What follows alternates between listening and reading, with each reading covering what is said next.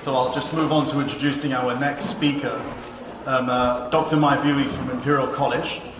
Dr. Bui will be talking about greenhouse gas removals from her new book, and she's written extensively on this topic.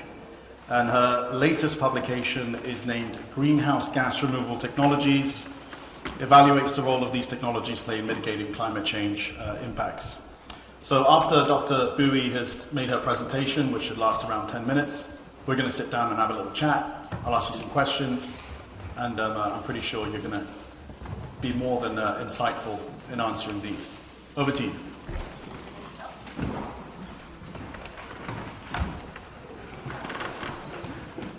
I'll just stand out in the front because I'm just a bit on the small side, so the lectern's a bit too tall for me.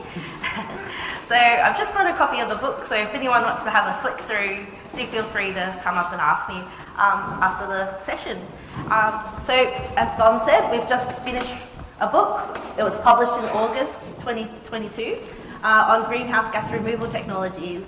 So essentially we saw a gap in the market in terms of understanding the technologies. There's no single resource for people to go to, and it's an ever fast growing area right now. There's a lot of CO2 removal suppliers coming to the market and selling their CO2 removal credits directly to the public. There's also carbon removal markets that are coming into play where they're selling credits directly to customers like Microsoft and so forth. So to educate people about the different technology options and understand, for instance, the carbon accounting associated with these different options, we decided to create a book which each chapter is written by a leading expert in the field of the specific topic. So for instance, we've got chapters on direct air capture, bioenergy with carbon capture and storage, enhanced weathering, ocean mineral and ocean sort of options for doing CO2 removal, as well as enhanced weathering. So essentially, why is this important? Well, we know the Paris Agreement has set this 1.5 degree target, and first and foremost, we need to do a lot of decarbonisation through abatement options like carbon capture and storage. That should be the ultimate priority first, before we resort to doing things like CO2 removals, which will really just mop up those residual emissions that can't be abated. So you've got those hard to abate sectors like aviation or agriculture, where CO2 removals will actually come into play to help do the net zero target, and eventually we have to reach net negative. And so as you can see from the projections from the IPCC report, you see eventually there will be a time we will need to actually be net negative, and that's where CO2 removals need to be scaled up to the point where we can actually deliver those requirements. So there's a range of different approaches, and that's why this book essentially covers each of these in a lot of detail to provide information about how they work. They vary in terms of the ability, so the feasibility of them, the scalability, whether there's co-benefits, and then there's also potential consequences associated with some of these, and then importantly is the permanence. So some of these are not as permanent as others, so you'll hear this term quite a lot about the durability of the carbon that's locked away. So for example, afforestation, it's a bit more susceptible to forest fires or natural disasters, and that is less durable compared to storing it, for instance, in geological storage options, for example, with direct air capture or bioenergy with CCS. So that's where these types of charts kind of help communicate this in some format, but we're not saying that one is going to be better than the other, because essentially you need the portfolio of options. They all will have a role, and the way in which they have the role will be quite different. And it's very much dependent on where you are in the world, the resources that a country might have. They might lean towards one option over another. And all of these, each of these have very different supply chains. So it's not just a single option of like input and output, which you might always think about with processes in industry or in power, where you've got a fuel coming in, process that processes into a product, and then output of some sort of product. With these, you've got sort of options that might have biological processes, which might take a lot of time to establish, for instance, a forest. You've got options where you might need mining to kind of generate lots of minerals that do enhanced weathering, for instance. And then in addition to that is the counting of the emissions along these supply chains. So understanding each of those steps that are associated with the different components of the supply chain, and then quantifying the energy requirements, what's the carbon intensity of that energy, and also is there any other emissions associated with each of those steps. So in the CO2 removal market that's being set up right now, a lot of standards are coming into play where they're setting up also methodologies to help standardize the process of calculating the carbon emissions along these different supply chains for each of these different approaches. And this is going to be really essential that it's standardized and that we're doing it in a way that ensures integrity of the CO2 removals that are being generated.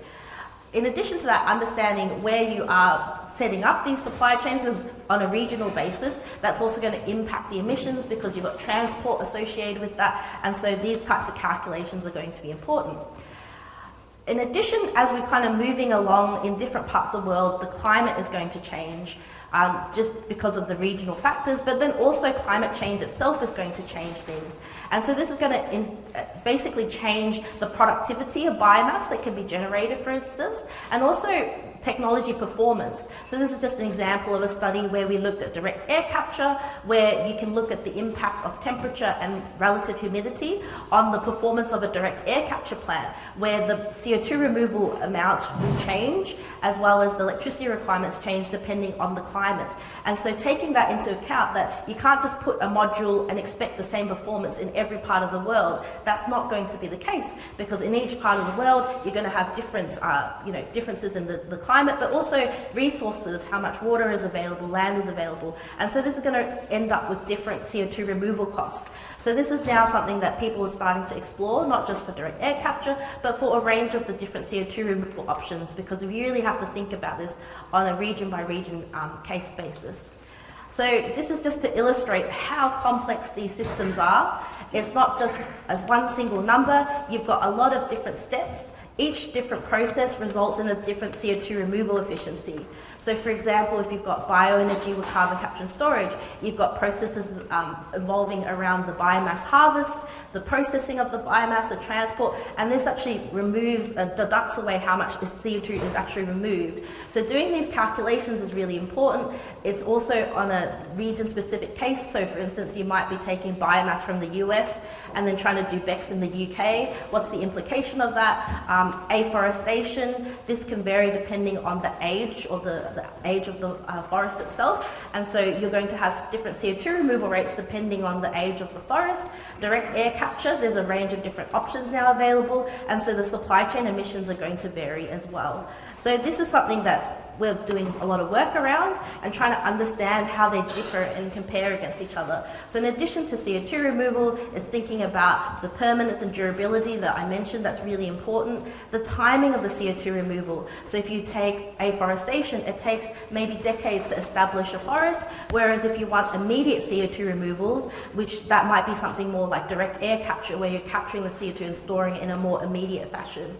So, and then lastly, thinking about the co-benefits and then the potential consequence of doing a certain option. So if you're doing ocean fertilization, there's potentially a lot of environmental impacts that can occur when you're sort of spreading different minerals into the ocean itself. So that's something to kind of think about. Is there any co-benefits? Are there any consequences? So each of these different options will vary depending on technology assumptions, and then also thinking about the different region-specific assumptions that I mentioned before about the climate and also cost factors associated.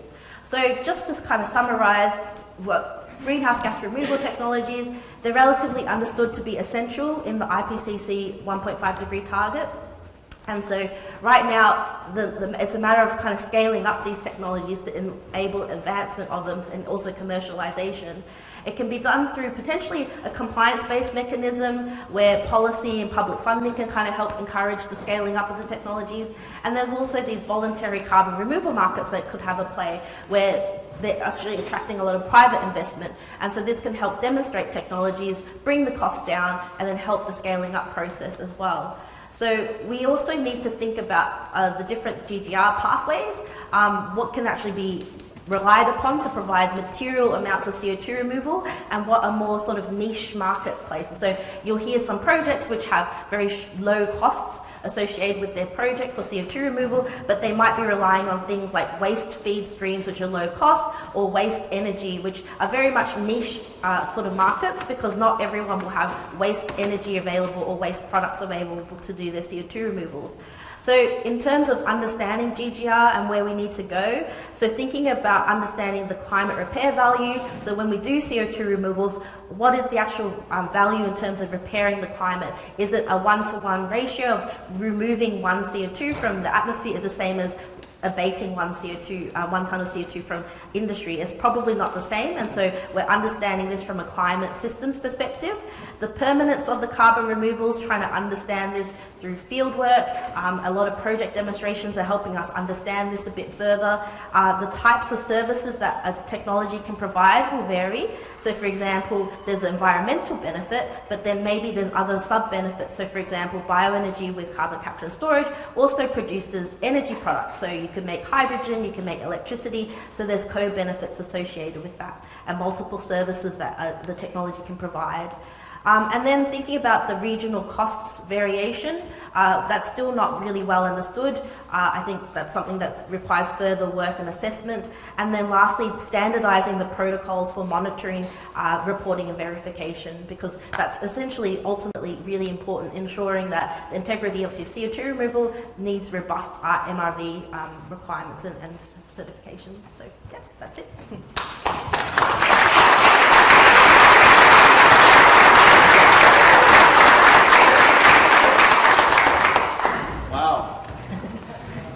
That's must have been a lot of work for you, Mai.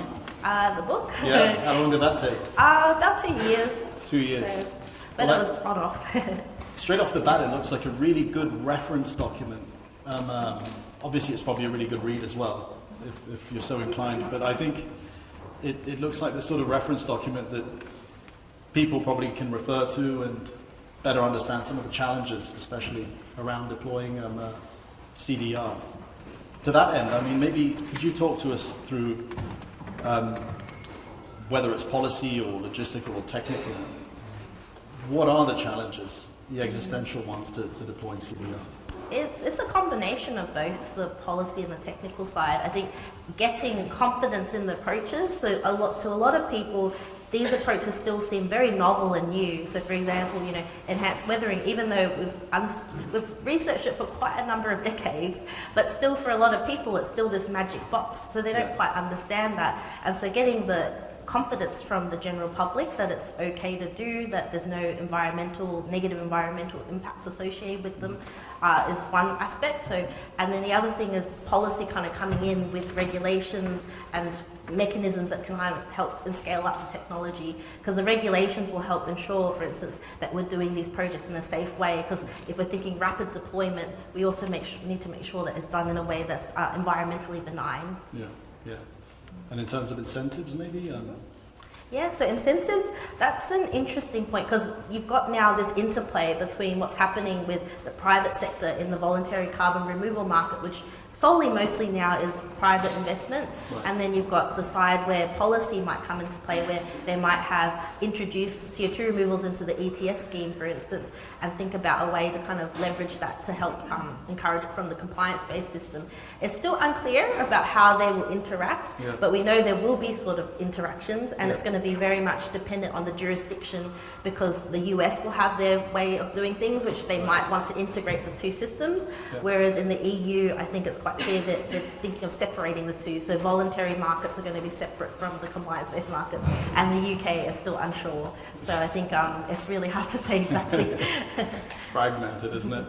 Well, talking of fragmented, also, I think as you pointed out, there's quite a bit of variability in terms of the different technologies and applications, and also where it can really be deployed. So, I mean, it's probably difficult to point a finger at this, but what are the sort of like most prominent emerging methods, and where do you think is probably the most sort of ripe environment for deployment right now? And going forward, of course. That's a great question. I think ultimately they'll just kind of naturally occur in certain places where the economics make sense, which is what we're observing now, where certain places where they're doing direct air capture demonstrations. The US has now set up a large amount of funding to do these direct air capture hubs, so that could be an interesting location to start demonstrating lots of direct air capture technology and start to see growth and hopefully cost reductions. But there's certain parts of the world where you'll see these projects occur. I think in the voluntary removal market space, it's kind of enabling anywhere, projects that occur anywhere essentially. And so ultimately in the developing world, it might be a bit slower because they need a lot of investment, and so it might take a bit of time for that to happen. But it's hard to say because removals can happen somewhere else in the world, but the credits get offset somewhere else, right? So there's this sort of international sort of approach to things where it might be cheaper to put your plant elsewhere in the world and then get the credits in your individual country. So we're not quite sure how that's set up, and that's where regulation and policy will have to come into play, right? Absolutely, absolutely. I mean, we don't really have a blueprint or anything like that at this stage, do we? I mean, are there any sort of like flagship projects that we can say, well, this one there looks like a sort of a good horse to back? There's definitely lots of big projects. So you'll hear a lot about these companies like Climeworks, for example, have done demonstration project. There's going to be a big one in the Texas, which is looking at 1 million tons of CO2 removal per day from direct air capture. For BECCS, I don't really see much. So really small sort of bioethanol plants in the US have kind of cropped up doing bioenergy with carbon capture and storage. So that's demonstrating sort of CO2 removal through BECCS. But I think that's kind of controversial due to the controversy around biomass availability. And then there's a lot of projects on biochar and a few cropping up in enhanced weathering. So they're kind of all appearing. I think the ocean-based approaches are still a bit unknown, so they're a bit more on the novel side of things. But in general, you're starting to see more and more of the demonstrations from different projects. But some of them require, I think, more field work to really ensure the integrity of the removals. It's incredible how they're all sort of just happening at once as well. And at this very early stage, and it's quite varied, and at the same time, they're all mushrooming sort of all over the place. Probably something to do with that climate challenge, I don't know. That's really good, and I think we've got a little bit of time to take some questions from the audience. I don't know if anyone has anything to ask Dr. Buie. Yes, lady in the front. You mentioned some further work on costs that needs to be done. Are you aware of anyone doing work on that, or looking, I guess, at some different regions and sustainability of the supply chain? That's a lot of the work that we do in our group, for instance. So, but we also know of other groups around the world that do CO2 removal costs. But we're actually starting to see real costs coming up through the voluntary removal market, where you actually see real projects cropping up, and then they'll put a price point.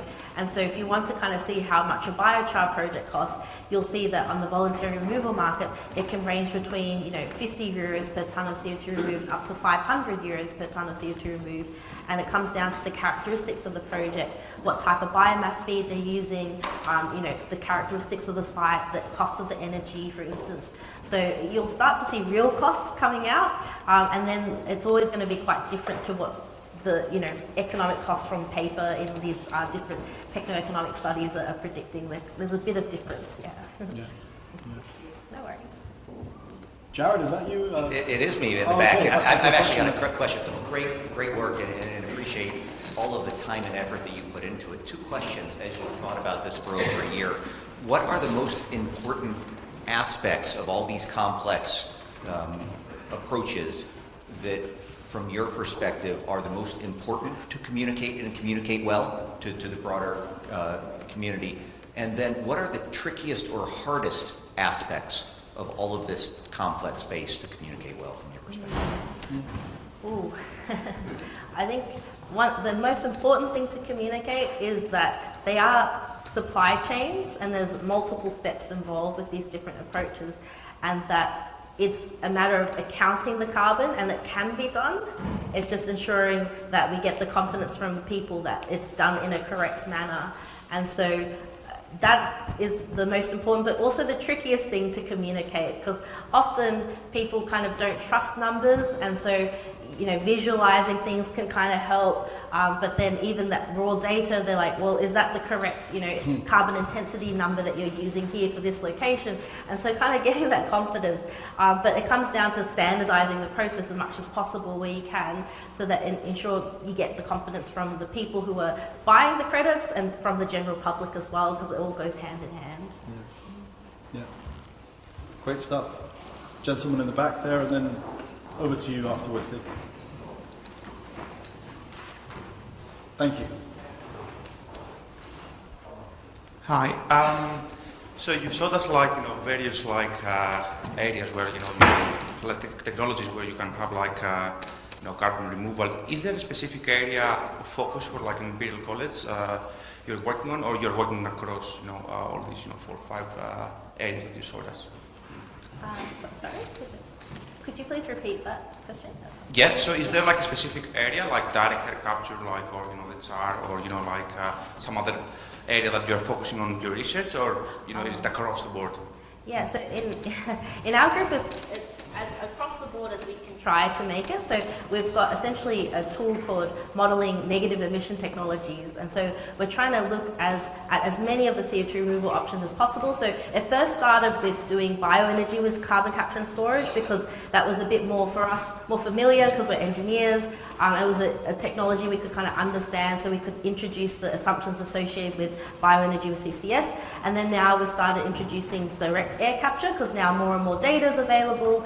And then now we've started introducing enhanced weathering as well as biochar options into the model, because ultimately when you're kind of looking at, let's say, the UK specifically, where they've got their target of net zero or their CO2 removal targets, where you actually end up needing a combination of the technology. So the model always says it's not one single option, it's a combination, because one, there's not enough biomass to do all BECCS. There's, direct air capture can be quite expensive, but maybe it's needed at the very end when there's not enough supply from the other options. And then enhanced weathering is quite specific in terms of which mineral you're using, the soil characteristics, because you can't just put it in any type of soil. So it's always going to be a combination. And then we try to look at all the options, and then thinking about the regional factors that are associated with deploying the technology. Hi, thanks, Mike. Very interesting, and looks like a very interesting book. Just a quick question on the accounting chapter. Does it include the California Low Carbon Fuel Standard? Because that can reward a DAC project anywhere in the world. Other projects, it's related to the fuels that are used in California, but you can generate DAC credits anywhere in the world. I'd be very interested if any projects actually have done that and have got experience with the low carbon fuel standard going in. And then just a second question, is there anybody from Occidental in the room? Because there was a big announcement yesterday on a new project in Texas, and you have the rights to announce it here if you like. No, thanks for your question, Tim. So the carbon accounting chapter was really defining what negative emissions were, because often that can get misconstrued. So there's this the use of carbon avoided, and people call them CO2 removals, or using them for offsets in the marketplace that we're currently seeing. So defining what a carbon removal is was first and foremost in that chapter. We've also got policy chapters which talk about the mechanisms that you can use to help encourage the deployment of the technology. So that touched on, CFDs that could be used, for instance, to help encourage negative emissions. And then case studies around options. I'm not sure if we covered exactly, but it was more in a general sense, because it was a learning tool of these are mechanisms that you could potentially use, and this is how it might work, and how it might benefit the deployment and incentivize the technology. Yeah. Gentleman with the black jacket there, please, Nora. Hi, Tom Hills from Calyx. You mentioned the scalability of the processes. What did you consider to be at scale? And is there general agreement about what at scale is across not only different sort of models, but also different technologies? Yeah, that's a great question, and I think Scalability is often used, but without actually defining what exactly it is. I think one is whether the economics make sense. And often with these projects, they're kind of restricted as well because, for instance, maybe there's only a certain amount of biomass availability or there's only a certain land requirement. But then on top of that, in the voluntary removal market, we see that they sell in increments of 1 ton of CO2 removal, right? So in theory, it's like at least removing 1 ton of CO2 is required, but ultimately the economics don't make sense. So you have to at least remove a certain X amount or volume of CO2 before it starts making sense. So I can't tell you exactly what the number is because ultimately every project has different production costs, the site costs, and then on top of that, the volumes that they can generate will be very much case by case specific. So hard to say, but you kind of see which ones are surviving over time, and then that will tell you, okay, that's a sort of clear indication of what scale is required to make these projects make sense. Okay. I've just been given the indication because the screen just flickered and I saw our faces down there, which means it's probably time for us to stop. But look, I think the book is fantastic. I haven't been given a really good chance to look through all of it because we didn't have a lot of time. But for members in the audience, I skimmed through the first few chapters and then I sort of ran out of time. But all I can say is that it's a really good read. It's very comprehensive. And if you're new to the subject, it's a great primer. If you're not, as I said earlier, it's great as a reference to go back to and to take a look at the different methods that you're applying. And you guys are doing fantastic work. So thank you very much for joining us.